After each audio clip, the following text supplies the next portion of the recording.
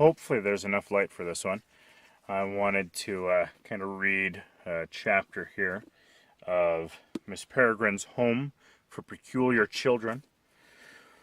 We are on chapter 6. I'm kind of reading my wife and dog's behind her. I don't know if you can see her, but reading them while they're asleep. So go ahead and get your guys' copy out. And let's go ahead here and read this chapter together. Whilst I'm reading, hopefully you guys have a chance to like, subscribe, and follow along in your copies. When the last cottages had disappeared behind us, we slipped quietly from the wagon and then crossed the ridge on foot in the direction of the forest. Emma walked on one side of me, silent and brooding, never letting go of my arm, while on the other Millard hummed to himself and kicked at stones. I was nervous and baffled and queasily excited all at the same time. Part of me felt like something momentous was about to happen. The other part of me expected to wake up at any moment, to come out of this fever dream or stress episode or whatever it was and wake up with my face in a puddle of drool on smart aid break room table and think, well, that was strange, and then return to the boring old business of being me. But I didn't wake up. We just kept walking. The girl who could make fire with her hands, and the invisible boy, and me.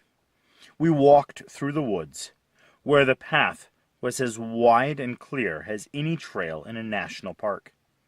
Then emerged onto a broad expanse of lawn, blooming with flowers and striped with neat gardens.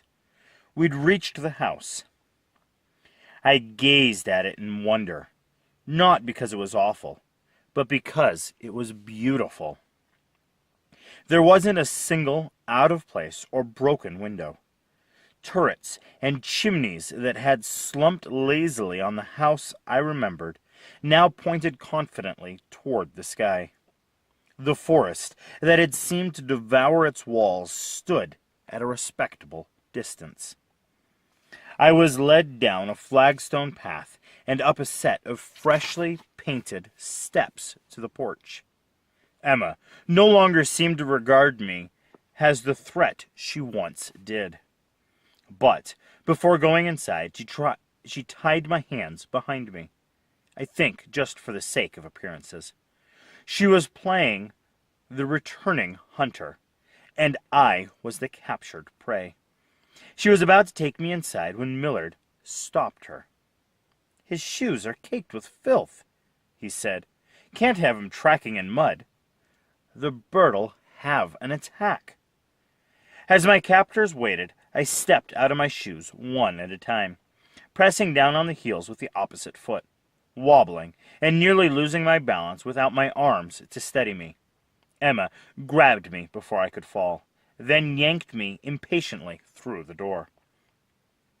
We proceeded down a hall I remembered being almost impassably clogged with broken furniture, past the staircase, now gleaming with varnish, curious faces peeking at me through the banisters, through the dining room.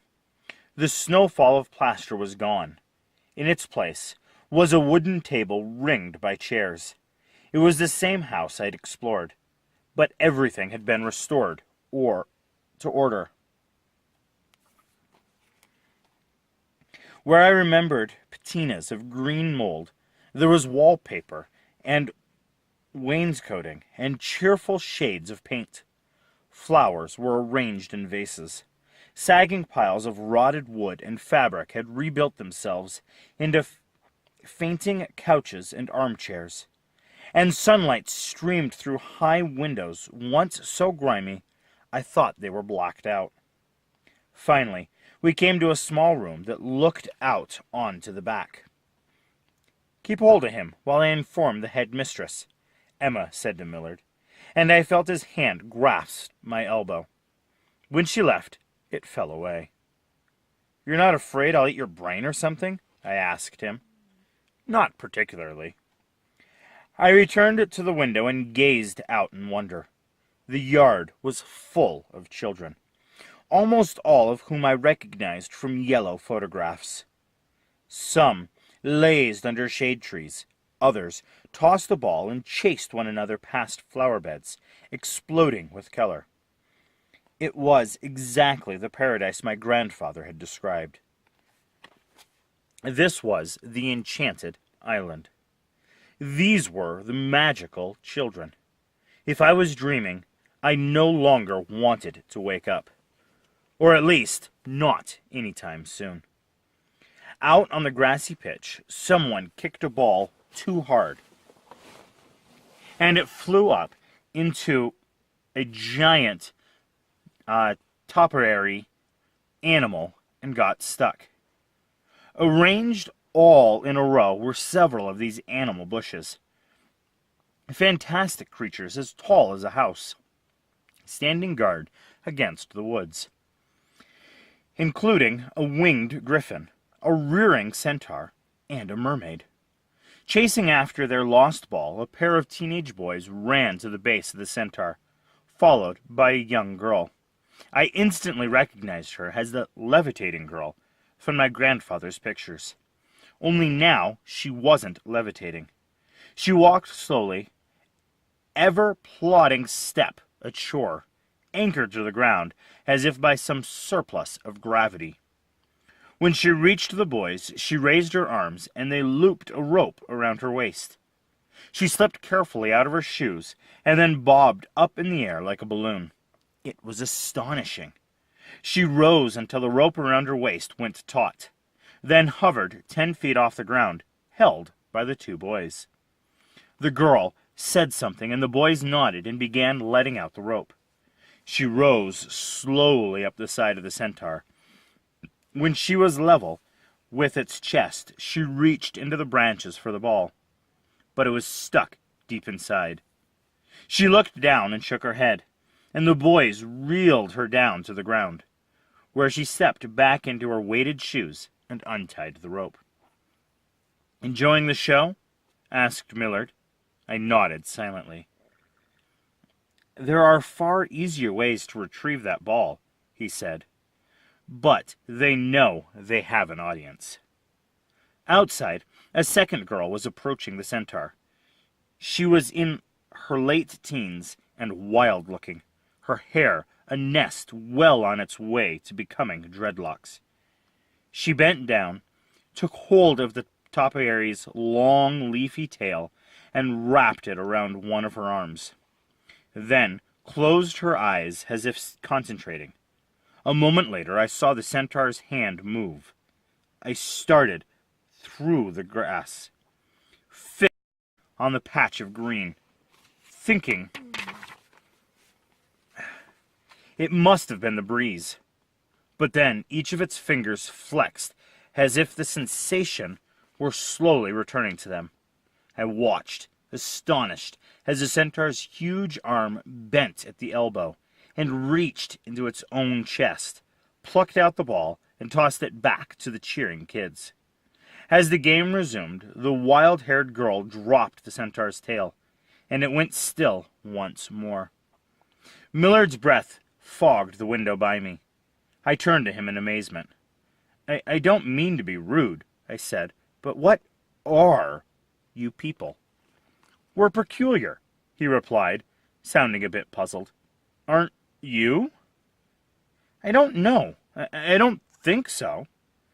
"That's a shame." "Why? Have you let go of him?"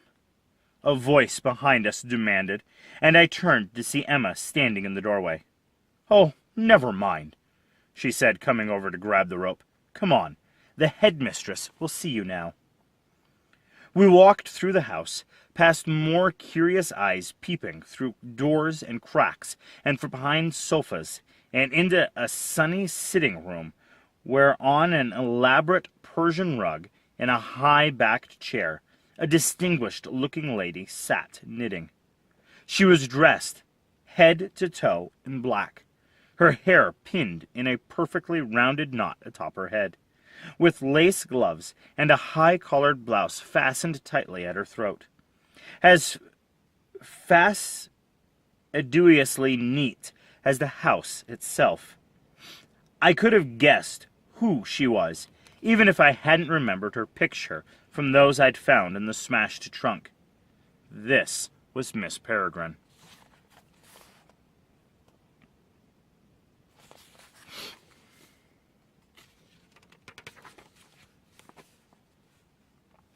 Emma guided me onto the rug and cleared her throat, and the steady rhythm of Miss Peregrine's needles came to a halt. "Good afternoon," the lady said, looking up. "You must be Jacob." Emma gaped at her. "How do you know his—" "My name is Headmistress Peregrine," she said, holding up a finger to silence Emma. "Or, if you prefer, since you are not currently under my care, Miss Peregrine. Pleased to finally meet you." Miss Peregrine dangled a gloved hand in my direction, and, when I failed to take it, noticed the rope that bound my wrists. "Miss Bloom!" she cried. "What is the meaning of this? Is that any way to treat a guest? Free him at once!" "But, Headmistress, he's a snoop and a liar, and I don't know what else." Casting a wistful glance at me, Emma whispered something in Miss Peregrine's ear.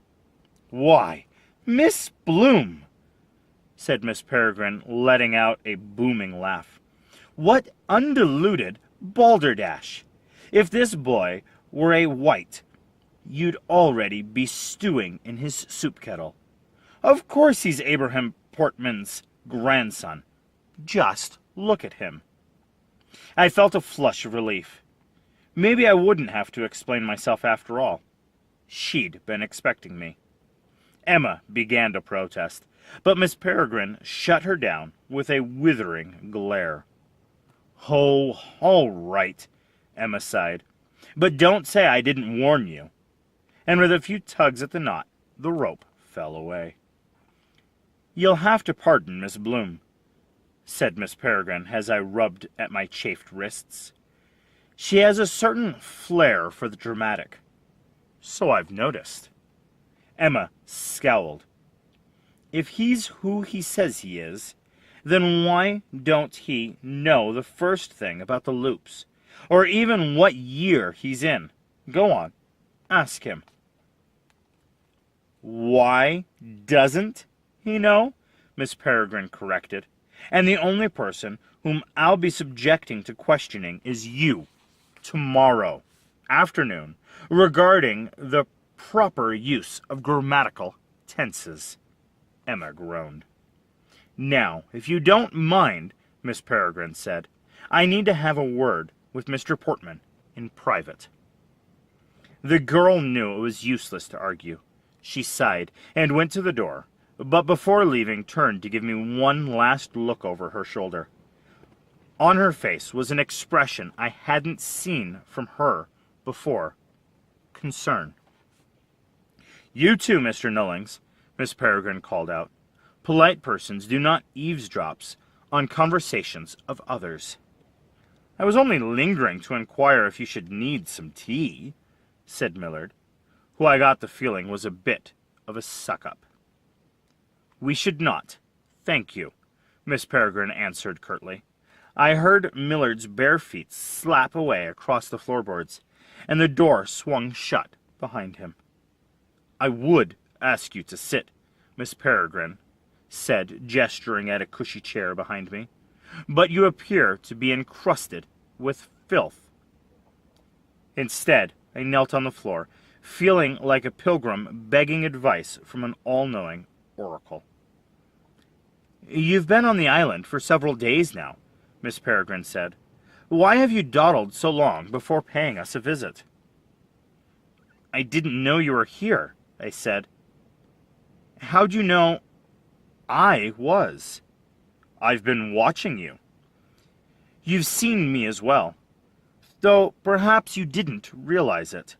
I had assumed my alternate form. She reached up and pulled a long gray feather from her hair. It's vastly preferable to assume the shape of a bird when observing humans, she explained. My jaw dropped. That was you in my room this morning, I said. The hawk? The falcon, she corrected. A peregrine. Naturally. Then it's true, I said. You are the bird. It's a moniker I tolerate, but do not encourage, she replied. Now, to my question, continued Miss Peregrine. What on earth were you searching for in that distressing old wreck of a house? You, I replied, and her eyes widened a bit. I didn't know how to find you. I only figured out yesterday that you were all... And then I paused, realizing how strange my next words would sound. I didn't realize you were dead. She flashed me a tight smile. My goodness. Hasn't your grandfather told you anything about his old friends? Some things, but for a long time I thought they were fairy tales. I see, she replied. I hope that doesn't offend you. It's a little surprising, that's all. But in general, that is how we prefer to be thought of, for it tends to keep away unwanted visitors. These days, fewer and fewer people believe in those things, fairies and goblins and all such nonsense, and thus common folk no longer make much of an effort to seek us out. That makes our lives a good bit easier. Ghost stories and scary old houses have served us well, too, though not apparently in your case. She smiled. Lion-heartedness must run in your family.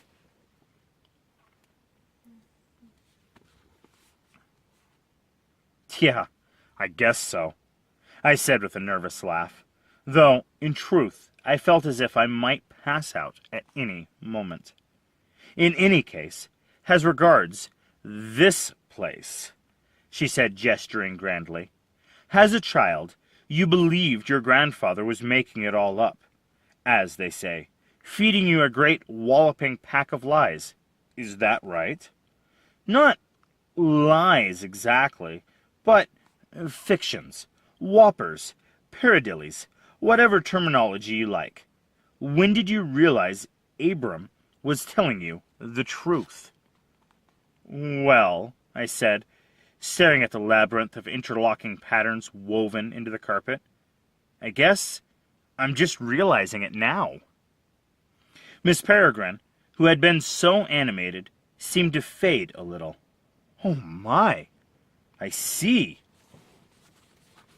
And then her expression turned grim, as if in the brief silence between us, she had intuited the terrible thing I'd come to tell her.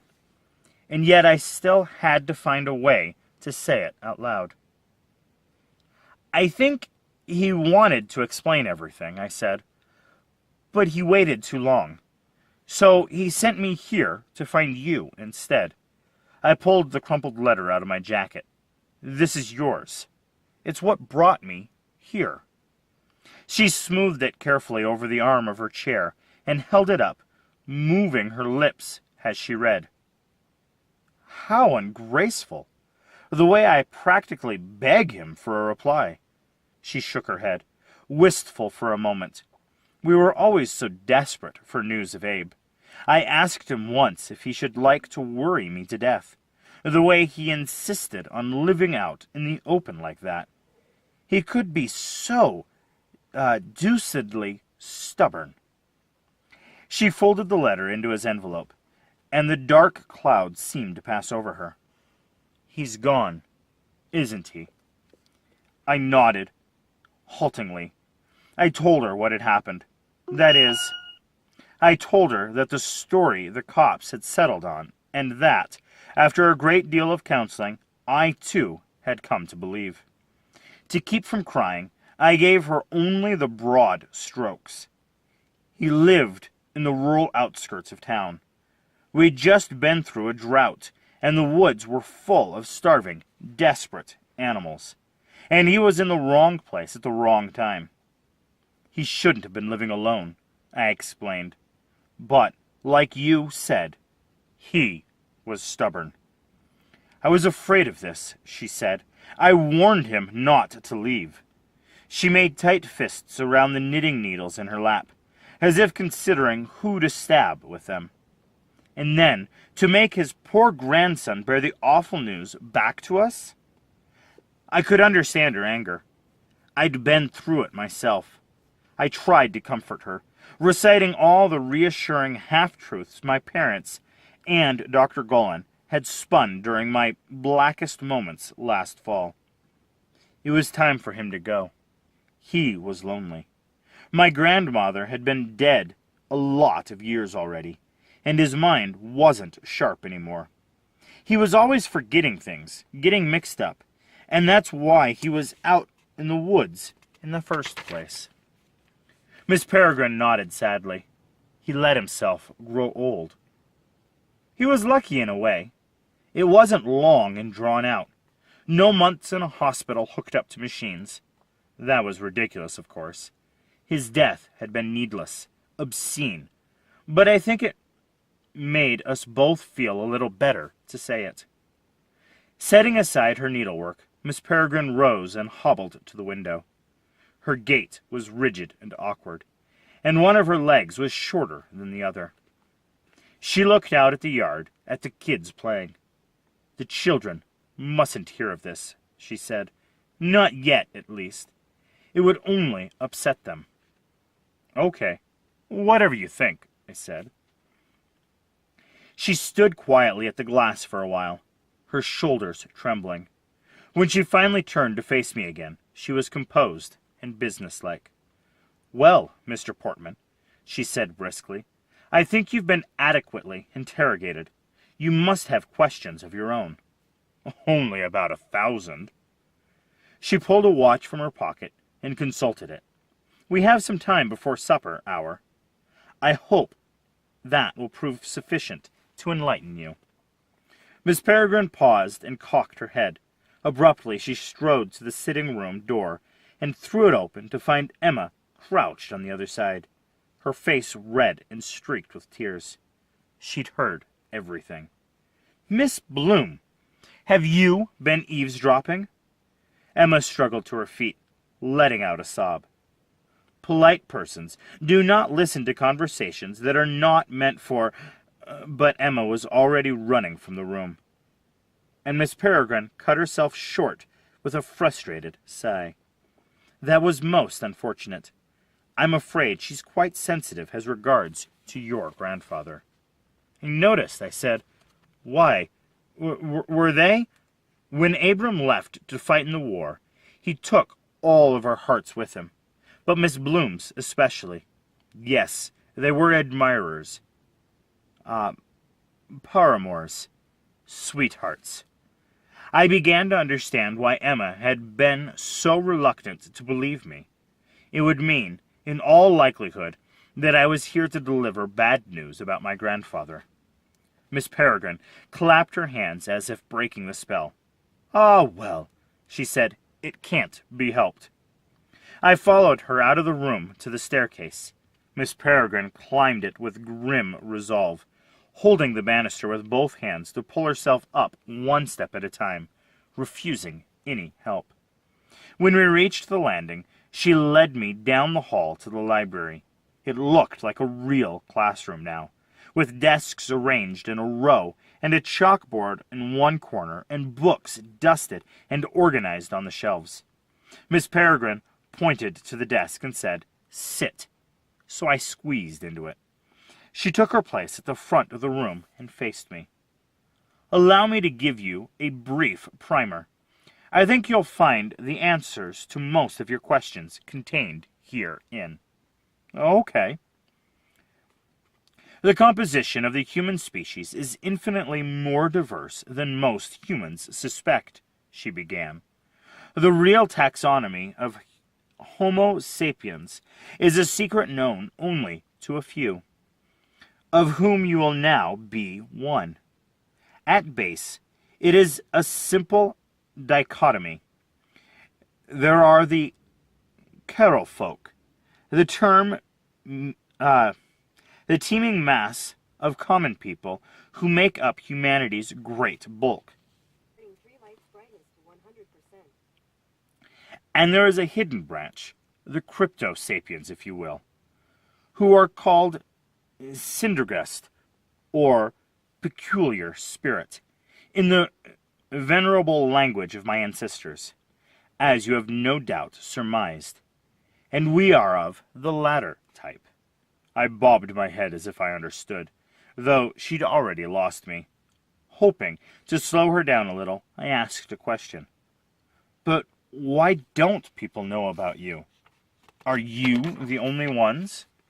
There are peculiars all over the world, she said, though our numbers are much diminished from what they once were. Those who remain live in hiding, as we do. She lapsed into a soft, regretful voice. There was a time when we could mix openly with common folk. In some corners of the world we were regarded as shamans and mystics, consulted in times of troubles. A few cultures have retained this harmonious relationship with our people, though only in places where both modernity and the major religions have failed to gain a foothold, such as the black magic island of Abram in the New Hebrides. But the larger world turned against us long ago. The Muslims drove us out. The Christians burned us as witches. Even the pagans of Wales and Ireland eventually decided that we were all malevolent fairies and shape-shifting ghosts. So, why don't you just, I don't know, make your own country somewhere? Go and live by yourselves? If only it had been that simple, she said. Peculiar traits often skip a generation, or 10. Peculiar children are not always, or even usually, born to peculiar parents. And peculiar parents do not always, or even usually, bear peculiar children. Can you imagine, in a world so afraid of otherness, why this would be a danger to all peculiar kind? Because normal parents would be freaked out if their kids started to, throw fire? Exactly, Mr. Portman. The peculiar offspring of common parents are often abused and neglected in the most horrific ways. It wasn't so many centuries ago that the parents of peculiar children simply assumed that the real sons or daughters had been made off and replaced with changelings, that is, enchanted and malevolent, not to mention entirely fictitious look-alikes, which in darker times was considered a license to abandon the poor child, if not kill them outright. That's awful. Extremely. Something had to be done. So people, like myself, created places where young peculiars could live apart from common folk, physically and temporally, isolated enclaves like this one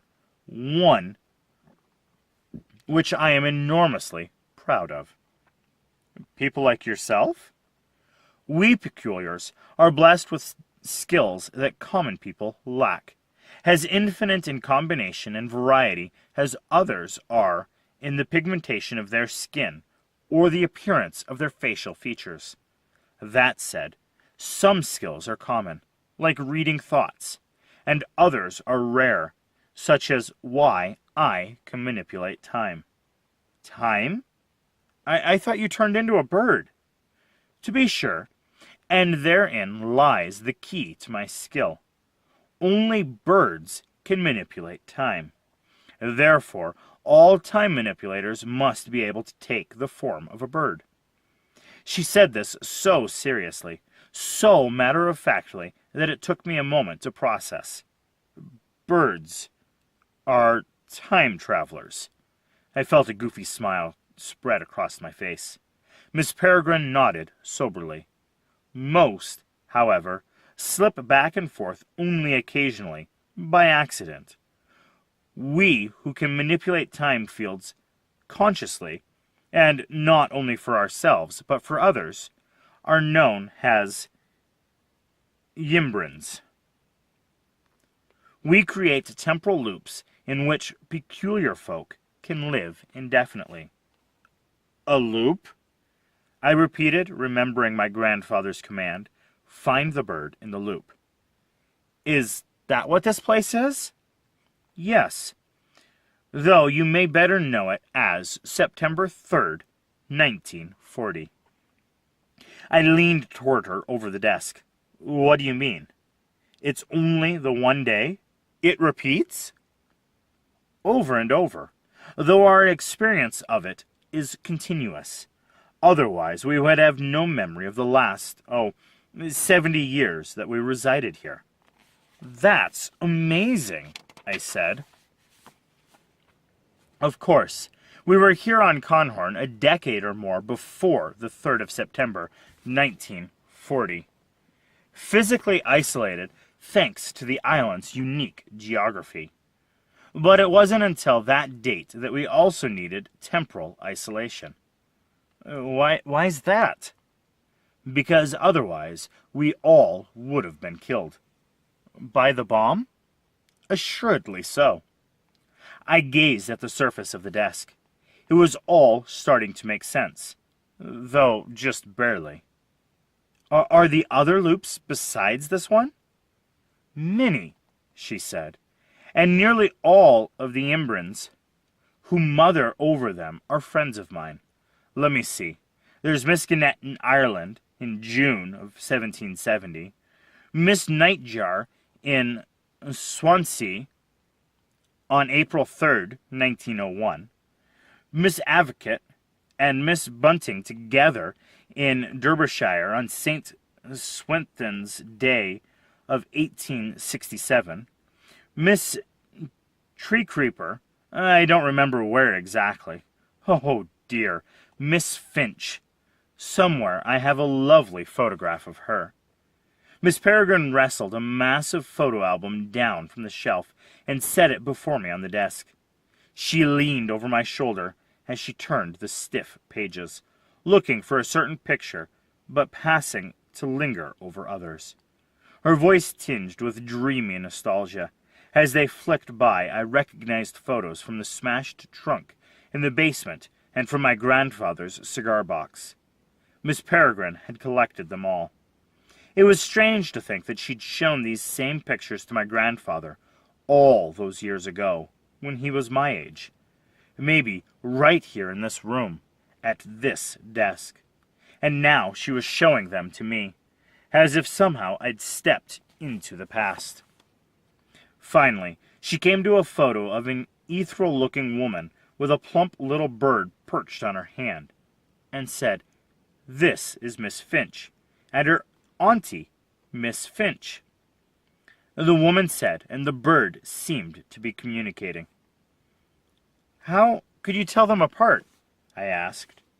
The elder Miss Finch preferred to stay a Finch most of the time, which is just as well, really.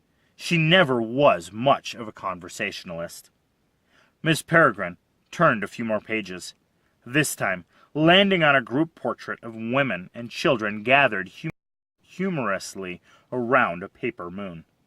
Ah, yes, I'd nearly forgotten about this one. She slipped the photo out of its album sleeve and held it up reverently. The lady in front there, that's Miss Avset. She's as close to royalty as we peculiars have. They tried for 50 years to elect her leader of the Council of Imbrins. But she would never give up teaching at the academy she and Miss Bunting founded. Today, there's not an Imbrin worth her wings who didn't pass under Miss Avset's tutelage at one time, myself included.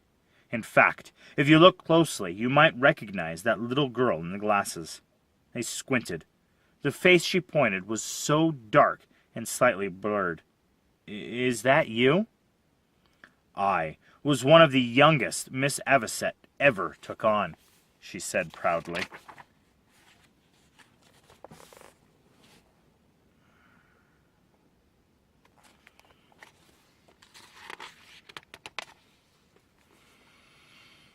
What about the boys in the picture? I said. They look even younger than you." Miss Peregrine's expression darkened. "You're referring to my misguided brothers. Rather than split us up, they came along to the academy with me. Molly coddled, like a pair of little princes they were. I dare say it's what turned them rotten." "They weren't Imbrans?" "Oh, no," she huffed. "Only women are born Imbrans, and thank heaven for that. Males lack the seriousness of temperament required of persons with such grave responsibilities. We Imbrans must scour the countryside for young peculiars in need, steer clear of those who would do us harm, and keep our wards fed, clothed, hidden, and steeped in the lore of our people. And, as if it weren't enough, we must also ensure that our loops reset each day like clockwork." What happens if they don't?" She raised a fluttering hand to her brow and staggered back, pantomiming horror. "Catastrophe, cataclysm, disaster. I don't even dare think of it. Fortunately, the mechanism by which loops are reset is a simple one. One of us must cross through the entryway every so often. This keeps it pliable, you see. The ingress point is a bit like a hole in fresh dough.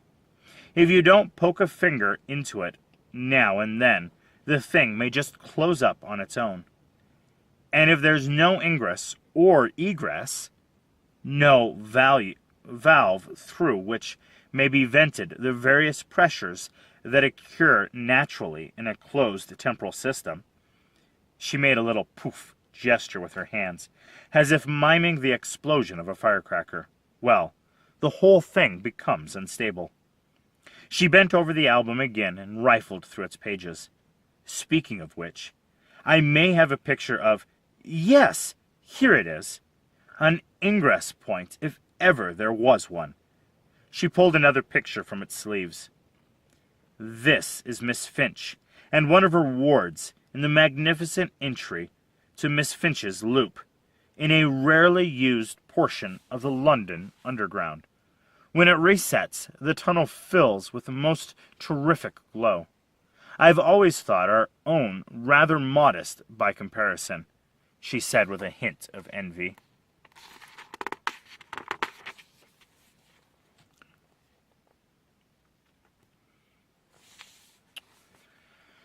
"Just to make sure I understand," I said, "if today is September 3rd, 1940, and then tomorrow is also September 3rd? Well, for a few of the loop's 24 hours, it's September 2nd. But yes, it's the 3rd. So, tomorrow never comes? In a manner of speaking." Outside, a distant clap of what sounded like thunder echoed, and the darkening window rattled in its frame. Miss Peregrine looked up and again drew out her watch. "I'm afraid that's all the time I have at the moment. I do hope you'll stay for supper." I said that I would. That my father might be wondering where I was hardly crossed my mind. I squeezed out from behind the desk and began following her to the door. But then another question occurred to me, one that had been nagging at me for a long time. Was my grandfather really running from the Nazis when he came here? "He was," she said. "A number of children came to us during those awful years leading up to the war. There was so much upheaval." She looked pained, as if the memory was still fresh. "I found Abram at a camp for displaced persons on the mainland. He was a poor, tortured boy, but so strong. I knew at once that he belonged with us." I felt relieved. At least that part of his life was as I understood it to be. There was one more thing I wanted to ask, though, and I didn't quite know how to put it. "Was he, my grandfather, was he like us?" I nodded. She smiled strangely. "He was like you, Jacob," and she turned and hobbled toward the stairs.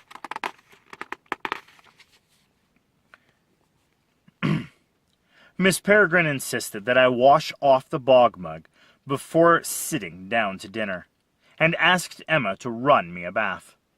I think she hoped that by talking to me a little, Emma would start to feel better. But she wouldn't even look at me. I watched as she ran cold water into the tub, and then warmed it with her bare hands, swirling them until steam rose. "That is awesome," I said, but she left without saying a word in response. Once I'd turned the water thoroughly brown, I toweled off and found a change of clothes hanging from the back of the door. Baggy tweed pants, a button-up shirt, and a pair of suspenders that were far too short, but that I couldn't figure out how to adjust. I was left with the choice of wearing the pants either around my ankles or hitched up to my belly button. I decided the latter was the lesser of two evils. So I went downstairs to have what would likely be the strangest meal of my life, while dressed like a clown without makeup. Dinner was a dizzying blur of names and faces, many of them half-remembered from photographs and my grandfather's long-ago descriptions. When I came into the dining room, the kids, who'd been clamoring noisily for seats around the long table, froze and stared at me. I got the feeling they didn't get a lot of dinner guests. Miss Peregrine, already seated at the head of the table, stood up and used the sudden quiet as an opportunity to introduce me. "For those of you who haven't already had the pleasure of meeting him," she announced, "this is Abram's grandson, Jacob. He is an honored guest and has come a very long way to be here. I hope you will treat him accordingly." Then she pointed at each person in the room and recited their names, most of which I immediately forgot, as happens when I'm nervous. The introductions were followed by a barrage of questions, which Miss Peregrine batted away with rapid-fire efficiency. "Is Jacob going to stay with us?" "Not to my knowledge." "Where's Abe?" "Abe is busy in America." "Why does Jacob got Victor's trousers on?" "Victor doesn't need them anymore, and Mr. Portman's are being washed." "What's Abe doing in America?" At this question I saw Emma, who had been glowering in the corner, rise from her chair and stalk out of the room. The others, apparently used her volatile mood, paid it no attention. "Never mind what Abe's doing," Miss Peregrine snapped. "When's he coming back?" "Never mind to that, too. Now let's start eating."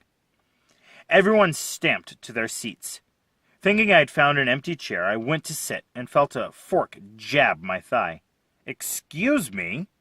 cried Millard, but Miss Peregrine made him give it up anyway, sending him out to put on clothes. "How many times must I tell you?" she called after him. "Polite persons do not take their supper in the nude."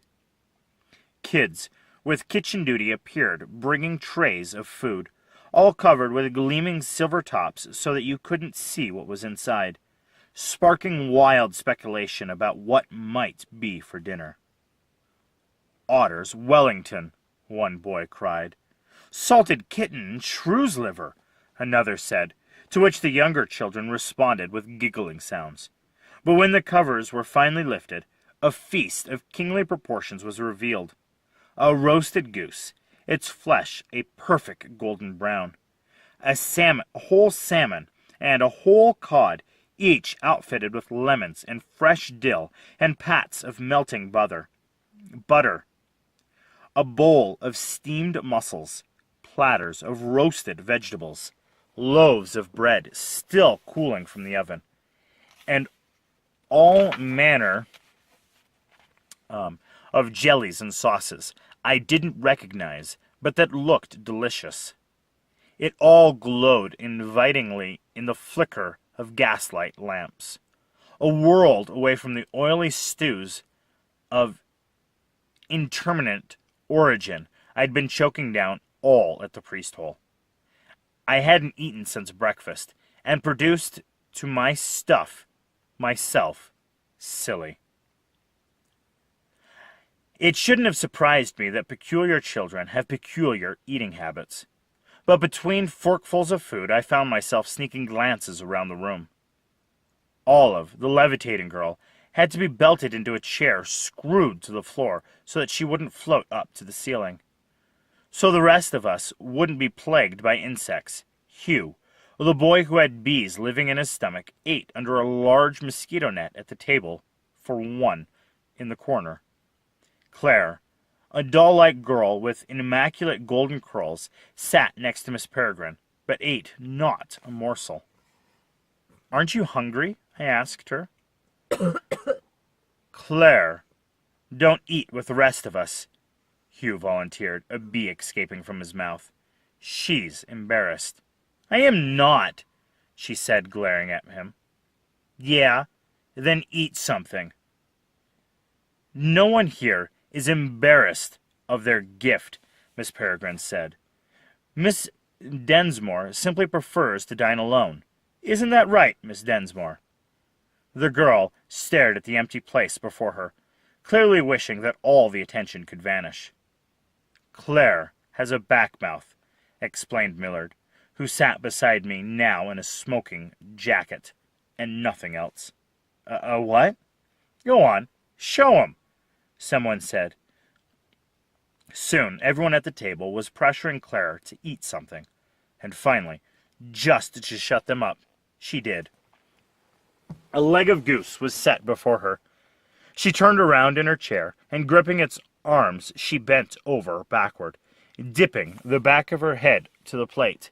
I heard a distinct smacking sound, and when she lifted her head again, a giant bite had disappeared from the goose leg. Beneath her golden hair was a set of sharp-toothed jaws. Suddenly, I understood the strange picture of Claire that I'd seen in Miss Peregrine's album, to which the photographer had devoted 2 panels. One of her daintily pretty face, and another for the curls that so thoroughly masked the back of her head.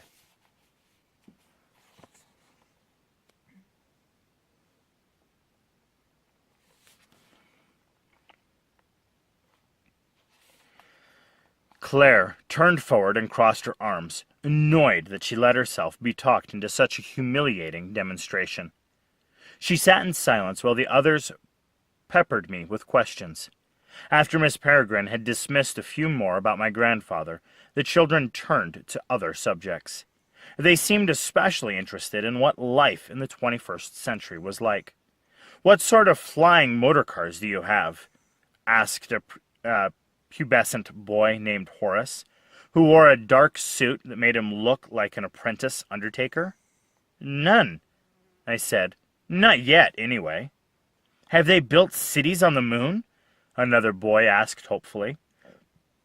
"We left some garbage and a flag there in the 60s, but that's about it." "Does Britain still rule the world?" Not exactly." They seemed disappointed. Sensing an opportunity, Miss Peregrine said, "You see, children, the future isn't so grand after all. Nothing wrong with a good old here and now." I got the feeling this was something she often tried to impress upon them, with little success. But it got me wondering, just how long had they been here, and in the good old here and now? Do I mind if I ask how old you all are?" I said. "I'm 83, said Horace. Olive raised her hand excitedly. "I'll be 75 and a half next week." I wondered how they kept track of the months and years, if the days never changed. "I'm either 117 or 118, said a heavy-lidded boy named Enoch. He looked no more than 13. "I lived in another loop before this one," he explained. "I'm nearly 87, said Millard with his mouth full of goose droppings, and as he spoke, a half-chewed mass quavered in his invisible jaw for all to see. There were groans as people covered their eyes and looked away. Then it was my turn. "I was 16, I told them. I saw a few kids' eyes widen. Olive laughed in surprise. It was strange of them that I should be so young. But that was strange to me was how they seemed so young. I knew plenty of 80-year-olds in Florida, and these kids acted nothing like them. It was as if the constants of their lives here, the unwavering days,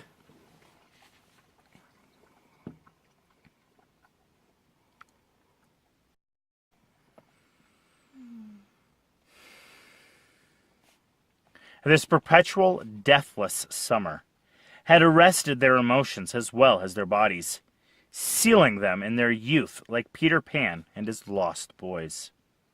A sudden boom sounded from outside, the second one of this evening, even louder and closer than the first, rattling silverware and plates. "Hurry up and finish, everyone," Miss Peregrine sang out, and no sooner had she said it than another concussion jolted the house, throwing a framed picture off the wall behind me. "What is that?" I said. "It's those damned Jerrys again," growled Olive, thumping her little fist on the table, clearing an imitation of some ill-tempered adult. Then I heard what sounded like a buzzer going off somewhere far away, and suddenly it occurred to me what was happening. This was the night of September 3rd, 1940, and in a little while a bomb was going to fall from the sky and blow a giant hole in the house. The buzzer was an air raid siren, sounding from the ridge. "We have to get out of here," I said, panic rising in my throat.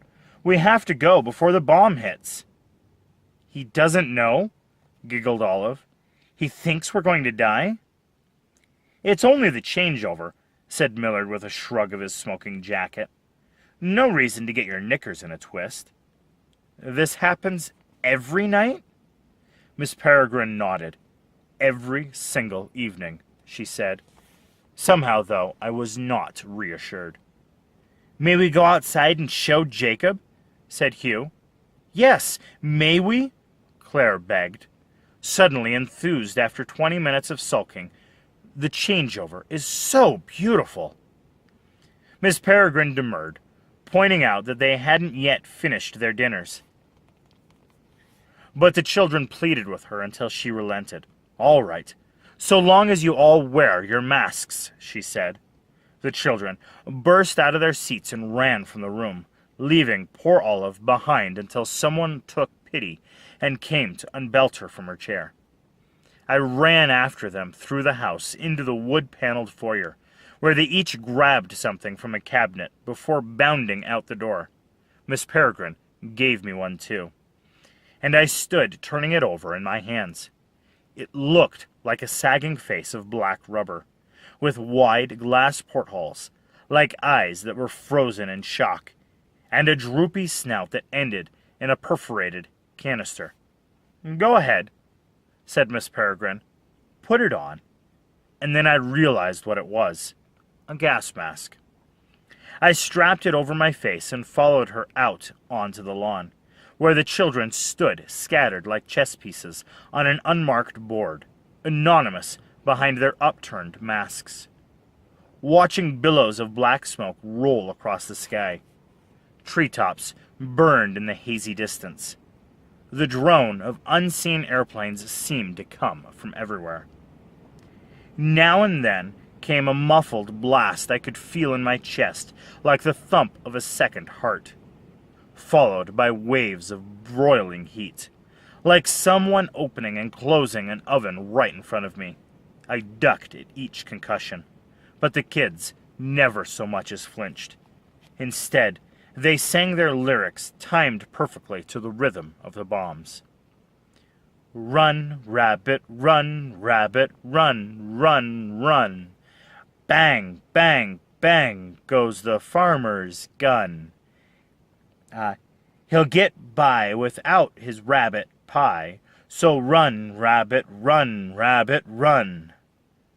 Bright tracer bullets scored the heavens just as the song ended. The kids applauded, the onlookers at a fireworks display, violent slashes of color reflected in the masks. This nightly assault had become such a regular part of their lives that they'd ceased to think of it as something terrifying. In fact, the photograph I'd seen of it in Miss Peregrine's album had been labeled Our Beautiful Display, and in its own morbid way, I supposed it was.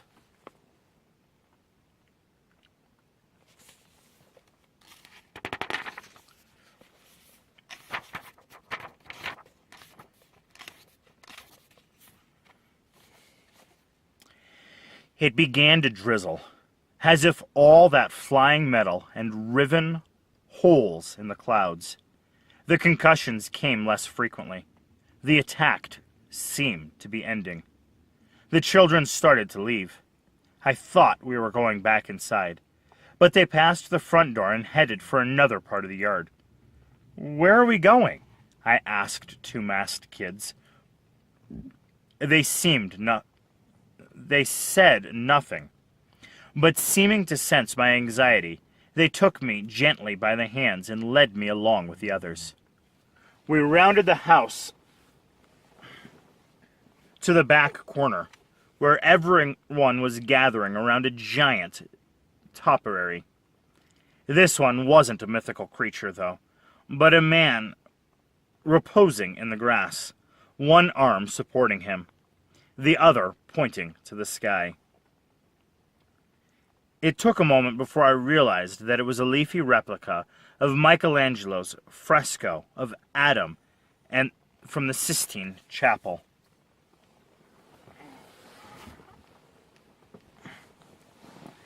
Considering that it was made from bushes, it really was impressive. You could almost make out the placid expression on Adam's face, which had two blooming gardenias for eyes. I saw the wild-haired girl standing nearby.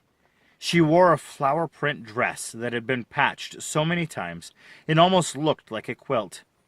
I went over to her and, pointing to Adam, said, "Did you make this?" The girl nodded. "How?" She bent down and held one of her palms above the grass. A few seconds later, a hand-shaped section of blades wriggled and stretched and grew until they were brushing the bottom of her palm. "That," I said, "is crazy." Clearly, I was not at my most articulate. Someone shushed me. The children were all standing silently with their necks craned, pointing at a section of sky. I looked up, but could only see clouds of smoke, the flickering orange of fires reflected against them. Then I heard a single airplane engine cut through the rest. It was close, and getting closer. Panic flooded me. This is the night they were killed. Not just the night, but the moment. Could it be, I wondered, that these children died every evening only to be resurrected by the loop? Like some Sisyphean suicide cult, condemned to be blown up and stitched back together for eternity? Something small and gray parted the clouds and came hurtling towards us. A rock, I thought. But the rocks don't whistle as they fall. Run, rabbit, run. I would have, but now there was no. All I could do was scream and dive to the ground for cover. But there was no cover. So I hit the grass and threw my arms over my head, as if somehow that would keep it attached to my body. I clenched my jaw and shut my eyes and held my breath. But instead of the deafening blast I was bracing for, everything went completely, profoundly quiet. Suddenly, there was no growling engines, no whistling bombs, no props of distant guns. It was as if someone had muted the whole world. Was I dead? I uncovered my head and slowly looked behind me. The wind-bent boughs of trees were frozen in place. The sky was a photograph of arrested flames licking the cloud bank. Drops of rain hung suspended before my eyes.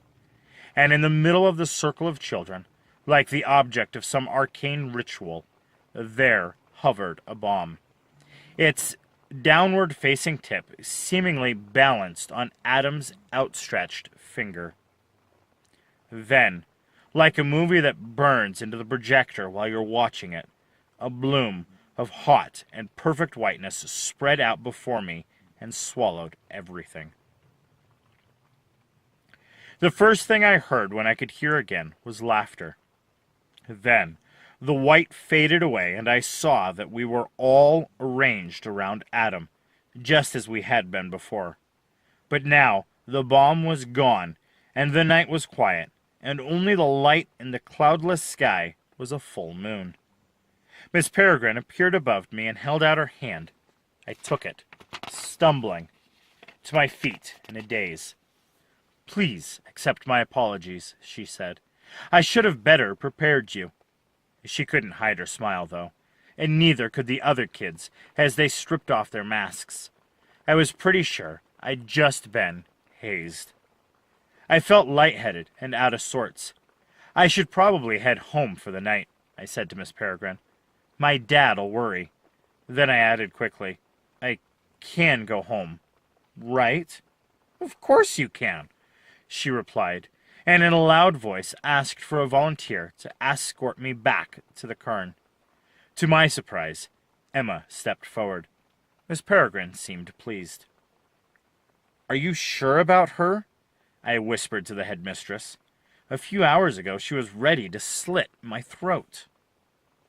"Miss Bloom may be hot-tempered, but she is one of my most trusted wards," she replied. "And I think you and she may have a few things to discuss away from the curious ears." 5 minutes later, the two of us were on our way. Only this time, my hands weren't tied, and she wasn't poking a knife into my spine. A few of the younger kids trailed us as far as the edge of the yard. They wanted to know whether I'd be back again tomorrow. I made vague assurances, but I could hardly wrap my mind around what was happening at this moment, much less in the future. We passed into the dark woods alone. When the house had disappeared behind us, Emma held out an upturned palm, flicked her wrist, and a petite ball of fire flared to life just above her fingers. She held it before, like a waiter carrying a tray, lighting the path and casting our twin shadows across the trees. "Have I told you how cool that is?" I said, trying to break the silence that grew more awkward by the second. "It isn't cool at all," she replied, swinging the flame close enough that I could feel its radiating heat. I dodged it and fell back a few paces. "I didn't mean... I meant it's cool that you can do that." "Well, if you'd speak properly, I might understand you," she snapped, then stopped walking. We stood facing each other from a careful distance. "You don't have to be afraid of me," she said. "Oh, yeah? How do I know you don't think I'm some evil creature, and that this is just a plot to get me alone so you can finally kill me?"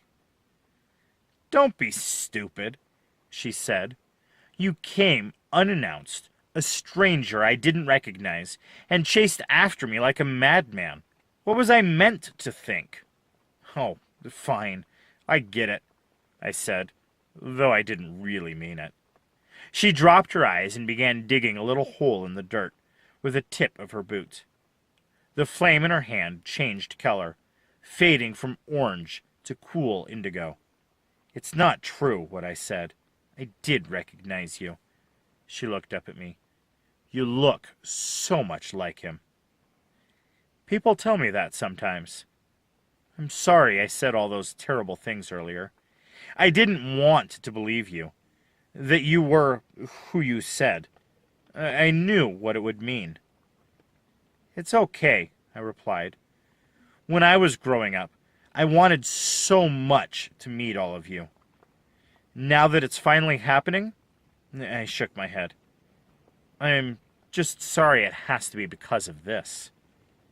And then She rushed at me and threw her arms around my neck, the flame in her hand snuffing out just before she touched me, her skin hot where she'd held it. We stood like that in the darkness for a while. Me and this teenaged old woman, this rather beautiful girl who had loved my grandfather when he was the age I am now. There was nothing I could do but put my arms around her too, so I did. And after a while, I guess we were both crying. I heard her take a deep breath in the dark, and then she broke away. The fire flared back to life in her hand. "Sorry about that," she said. "I'm not usually so... Don't worry about it." I cut her off. "We should be getting on." "Lead the way," I said. We walked through the woods in a comfortable silence. When we came to the bog, she said, "Step only where I step." And I did, planting my feet in her prints. Bog gases flared up in green pyres in the distance, as if sympathy in Emma's light. We reached the cairn and ducked inside, shuffling in single file to the rear chamber, and then out again to a world shrouded in mist. She guided me back to the path, and when we reached it, she laced her fingers through mine and squeezed. We were quiet for a moment. Then she turned and went back, the fog swallowing her so quickly that for a moment I wondered if she'd been there at all. Returning to town, I half expected to find horse-drawn wagons roaming the streets. Instead, I was welcomed by the hum of generators and the glow of TV screens behind cottage windows. I was home, such as it was. Kev was manning the bar again and raised a glass in my direction as I came in. None of the men in the pub offered to lynch me. All seemed right in the world. I went upstairs to find Dad asleep in front of his laptop at our little table. When I shut the door, he woke with a start. "Hi, hey, you're late. Or are you? What time is it?" "I don't know," I said. "Before 9, I think. The generators are still on." He stretched and rubbed his eyes. "What'd you do today? I was hoping I'd see you for dinner." "Just explored the old house some more." "Find anything good?"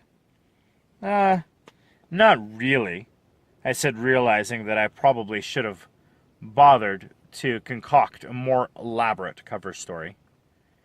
He looked at me strangely. "Where'd you get those?" "Get what?" "Your clothes," he said. I looked down and realized I'd completely forgotten about the tweed pants and suspenders outfit I was wearing. "I found them in the house," I said, because I didn't have time to think of a less weird answer. "Aren't they cool?" He grimaced. "You put on clothes that you found? Jake, that's unsanitary. And what happened to your jeans and jacket?" I needed to change the subject. "They got super duty, so I trailed off, making a point of noticing the document on his computer screen. "Whoa, is that your book? How's it coming?" He slapped the laptop shut. "My book isn't the issue right now. What's important is your therapy. I'm not sure that spending your days alone in that old house is really what Dr. Golan had in mind when he greenlighted this trip." "Wow, I think that was a record," I said. "What?" "The longest streak ever of you not mentioning my psychiatrist." I pretended to look at a non-existent wristwatch. 4 days, 5 hours, and 26 minutes, I sighed. It was good while it lasted. "That man has been a great help to you," he said. "God only knows the state you'd be in right now if we hadn't have found him." "You're right, Dad. Dr. Golan did help me. But that doesn't mean he has to control every aspect of my life. I mean, Jesus, you and Mom might as well buy me one of those little bracelets that said, 'What would Golan do?' That way, I can ask myself before I do anything, before I take a dump. How would Dr. Golan want me to take this dump? Should I bank it off the side or go straight down the middle? What would be the most psychological beneficial way I could take a dump? Dad didn't say anything for a few seconds, and when he did, his voice was low and gravelly. He told me I was going birding with him the next day, whether I liked it or not. When I replied that he was sadly mistaken, he got up and went downstairs to the pub. I thought he'd be drinking or something, so I went to change out of my clothes. But a few minutes later he knocked on my bedroom door and said there was someone on the phone for me. I figured it was Mom. So I gritted my teeth and followed him downstairs to the phone booth in the far corner of the pub. He handed me the receiver and went and sat on the table. I slid the door closed. Hello? I just spoke to your father, a man said. He sounded a little upset. It was Dr. Golan. I wanted to say that he and my dad could both stuff it up their asses, but I knew the situation required some tact. If I pissed Golan off now, it would be the end of my trip. I couldn't leave yet, not with so much more to learn about the peculiar children. So I played along and explained what I'd been up to, all except the kids in a time loop part, and tried to make it sound like I was coming around to the idea that there was nothing special about the island or my grandfather. It was like a mini session over the phone. I hope you're not just telling me what I want to hear, he said. That had become his standard line. Maybe I should come out there and check on you. I could use a little vacation. How does that sound? Please be joking, I had prayed. I'm okay, really, I said. Relax, Jacob. I'm only kidding. So Lord knows I could use some time away from the office. And actually, I believe you. You do sound okay. In fact, just now I told your father that probably the best thing he could do is give you a little breathing room and let you sort things out on your own. Really? You've had your parents and me hovering over you for so long, at a certain point it becomes counterproductive. Well, I really appreciate that. He said something else I couldn't quite hear. There was a lot of noise on his end. It's hard to hear you, I said. Are you in a mall or something? The airport, he replied, picking up my sister. Anyway, all I said was to enjoy yourself, explore, and don't worry too much. I'll see you soon, all right? Thanks again, Dr. G. As I hung up the phone, I felt bad for having ragged on him earlier. That was twice now he'd stuck up for me when my parents wouldn't. My dad was nursing a beer across the room. I stopped by his table on my way upstairs. About tomorrow? I said. Do what you want, I guess. Are you sure? He shrugged sullenly. Doctor's orders. I'll be home for dinner. I promise. He just nodded. I left him in the bar and went up to bed. Falling asleep, my thoughts drifted to the peculiar children and the first questions they'd asked after Miss Peregrine had introduced me. Is Jacob going to stay with us? At the time I'd thought, of course not. But why not? If I never went home, what exactly would I be missing? I pictured my cold, cavernous house, my friendless town full of bad memories, the utterly unremarkable life that had been mapped out for me. It never once occurred to me, I realized, to refuse it. Thank you for listening to Chapter 6 with me. These chapters are kind of long, so hopefully kind of breaking it up and showing you some of these pictures and helping you guys along is allowing to give you kind of a feel for the book as well. And hopefully me tripping and stumbling over some of these huge words here is not not destroying the book too much for you guys. But if you kind of notice, I mean, we're on chapter 7, and we're halfway through the book already. So, I mean, that tells you, I mean, the book is...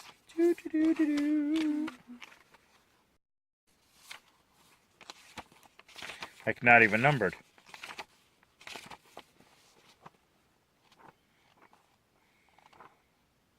Oh, there we go.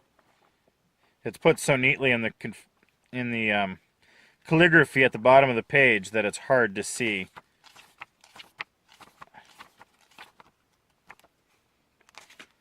So the book's 367 pages, and we're halfway through on 7 chapters. So we've read almost 200 pages. Well, actually, heck,